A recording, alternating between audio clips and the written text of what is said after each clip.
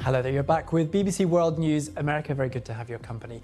Let's get more now on the government shutdown, and in the last few moments, the latest Senate vote to pass a funding proposal has failed. New polling from our partner, CBS News, asked people who they blame for the shutdown. It found 39% blame the Republicans, 30% blame the Democrats, 31% of the country says they hold both equally responsible.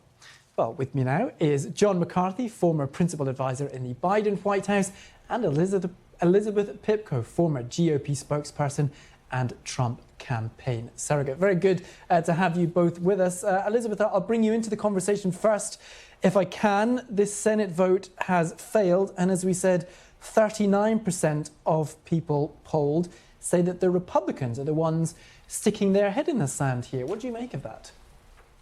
Well, look, I'm actually not surprised. If you look at statistics normally year after year, when you look at what's going on in one of these shutdowns, people tend to blame the party in power, right? And I can't blame them because Americans going about their everyday lives really assume that they have no one to blame but the president, right? That is who they look to make their lives easier. That's who they voted for to make their lives easier. So I actually understand that statistic. At the same time, a lot of people are aware of what's going on here, right? It's simple.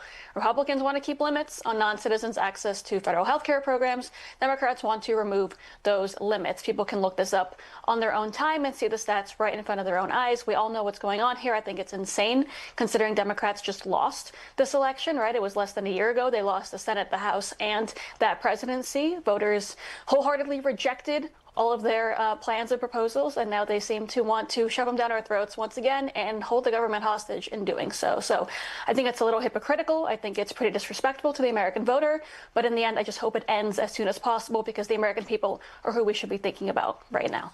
John, could the Democrats be being a bit more flexible here and a bit more public-spirited in getting this passed? Well, I don't actually think it's on the Democrats here to be flexible. Donald Trump and the Republicans control the presidency, and they control both houses in Congress. So when people are looking for someone who's actually, in the driver's seat here, it is the Republicans. And Democrats have had a rare moment here. We are not experts at staying on message, and this has been a place where we have actually said there's one thing that we care about, and it's about keeping health care accessible and affordable to people.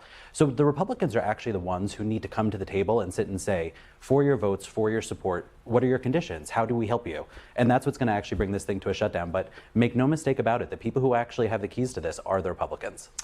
Elizabeth, the figures that I gave earlier, they're pretty fairly split. And notably, 31% of people saying that both parties have responsibility here. Is there an argument that actually, come on, both parties can't be standing their ground here and each of you need to meet in the middle somewhere? What can the Republicans concede on?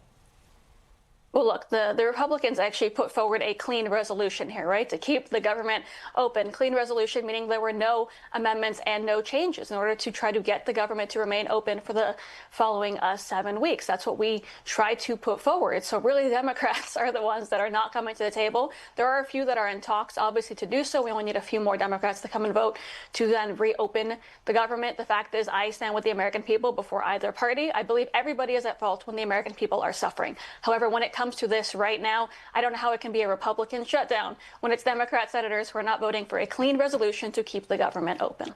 John, whatever happens, the government is shut down. The longest one in history was, I think, 36 days. Many will be hoping that this does not go that long. Certainly. And I mean, Democrats believe in the important role of government. So, I agree with what you just said, Elizabeth. People should find a way to get this done. But it's pretty clear that Democrats have made their case that, what you need to do to bring them to the table is evident.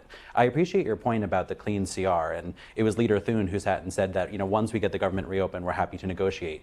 But something that we've seen time and time again is that Republicans have not been fair actors. I don't know that Democrats are willing to sit and give up their votes when time and time again, we've been told that these are going to be things that we can negotiate on the other side or that we'll hear about later. But Republicans have no interest in making sure that these healthcare costs remain affordable for everyday Americans. Elizabeth, Mike Johnson said earlier, there's nothing to discuss here. Many Americans will be watching this saying, hold on a second, there's plenty to discuss. Federal workers are not getting their paychecks. Many of them have been told they may even be laid off. The IRS isn't working. Food benefits are slowing down. What can your party do here to move things forward and get over this impasse?